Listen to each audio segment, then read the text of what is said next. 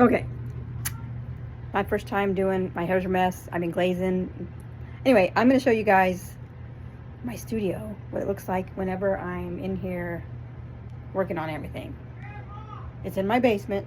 My grandson's yelling. Hopefully you can't hear him. Anyway, I'm going to show you my place. I'm a mess. I'm a very messy potter. Where there's chaos, I can find everything. When I put it all away later, it's going to take me forever to find stuff. But anyway, right now, it's a train wreck. I'm going to show you what this looks like. It's not pretty, but it works for me. Anyways, just a second. I'm going to show you everything. Okay, so we'll just start in this corner. My studio's not done. I got more walls to build and stuff. But anyway, this is my glazed wall. And as you can see, I have a glazed problem, a really big one.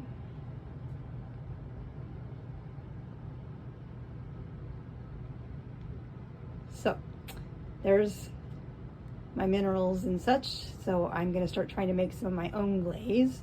But anyways, I don't have mine separated by brand. I have it kind of by color. So if I know I want to grab some browns and greens, they kind of all live here. And then all my pinks and reds and purples are all here. And my blues and grays are here. I kind of do have these crystal glazes all together here.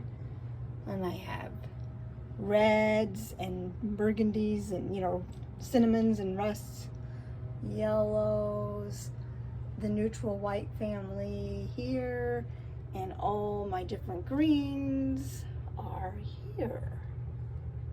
And then my jungle gems are in the front, and then my underglazes and stroking coats, and these are all my chinos.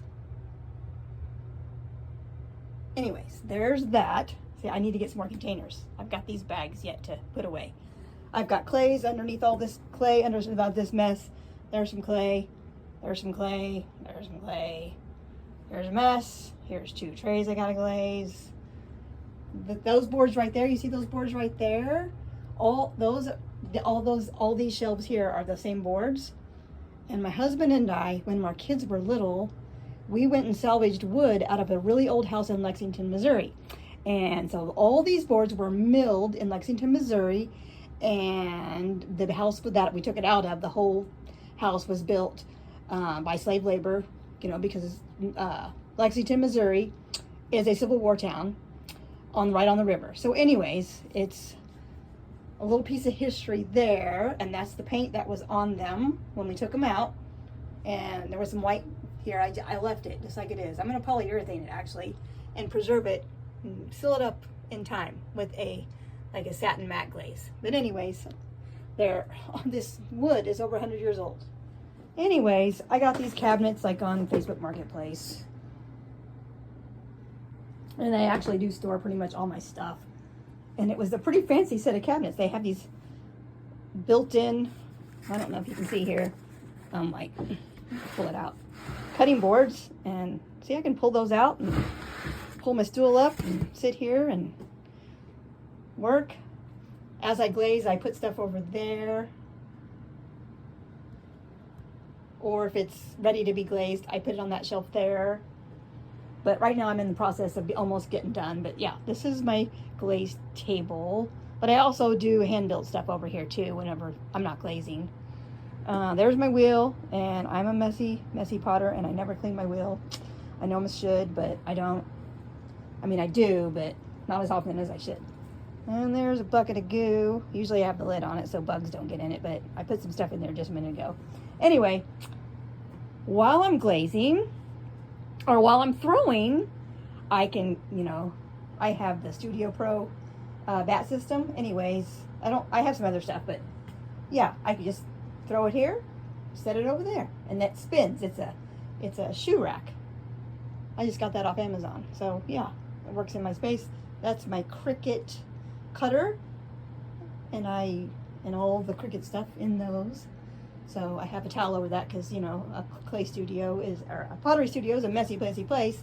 And then, well, of course, the wall's going to be here eventually, but right now I can walk through.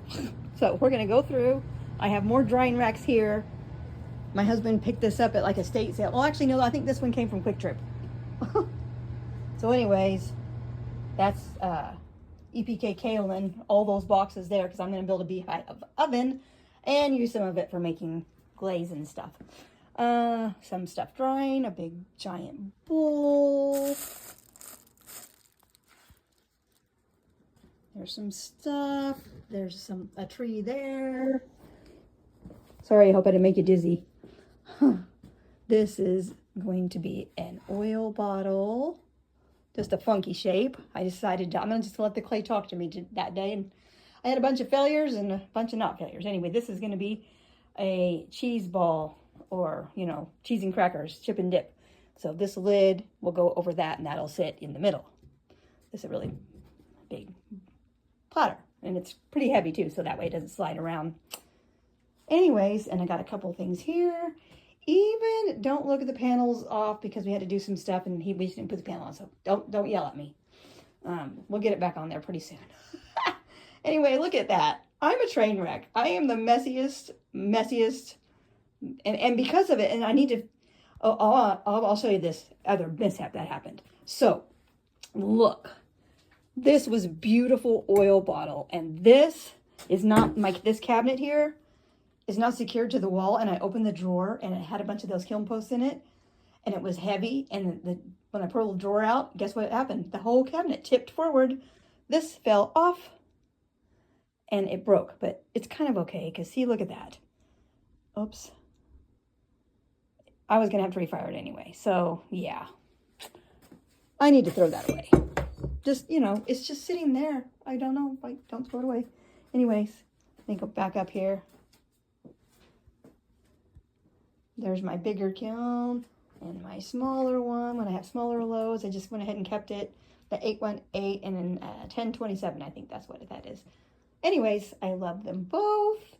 This is, just in case you're interested, that is a firewall, special drywall, firewall. And it's really thick. So anyway, we'll go back over here to my messy place. And I will turn the camera around. And anyway, well, maybe I won't. Maybe I'll just say, you'll get to see a bunch of this stuff later when I pull it out of the kiln. Oh, there's a bunch of test tiles. Look at that. Just a pile of stuff to, you know, test some glazes on. But anyway, yeah, this is where I work in a giant mess. Now, okay, here, I'll show you one more thing. So there's going to be like kind of a doorway here. Well, I mean, back up. There's going to be like a doorway here. A wall will go here over to this pole. And then it'll be like a doorway. And then all this mess here, which is more train wreck. My daughters live in here, and they got half there's all their stuff in here while they renovate their house. So anyway, this whole area here is going to get turned into, well, about half of this is going to get turned into, I don't know, either the glaze room or the throwing, where I throw at. And I have a little couch. I want to make a cozy area in case I want to sit down, take a break, and mess around on my phone. But anyway, yeah, that's my place. We'll talk to you later. Hope I didn't bore you to death and make you super, super dizzy. That's it. Oh, here, let me show you one more thing. One more thing. This is a prototype. I kind of made it too big on top. I made through two different pieces, and then I put them together. And I should have made this one a little bit bigger. I didn't know how I wanted to shape it. This one, I thought, I'll be a snowman, but this one's going to be like a upside down. Anyway, kind of a lopsided snowman, but it's going to be a fondue mug. You put a tea light there. And this one here has a pretty thick bottom, so it can take the heat and keep it. And then you put chocolate in there, like butterscotch chips, chocolate chips, whatever you want. and you stir it around. And I forgot to make a little hole here, maybe for a little fondue fork. I don't know. Anyways, yeah, I'm going to make a bunch of those, but I think I want to make them just a slightly smaller scale. Yeah. Anyway, that's my first one. Okay. We'll talk to you later. Bye bye.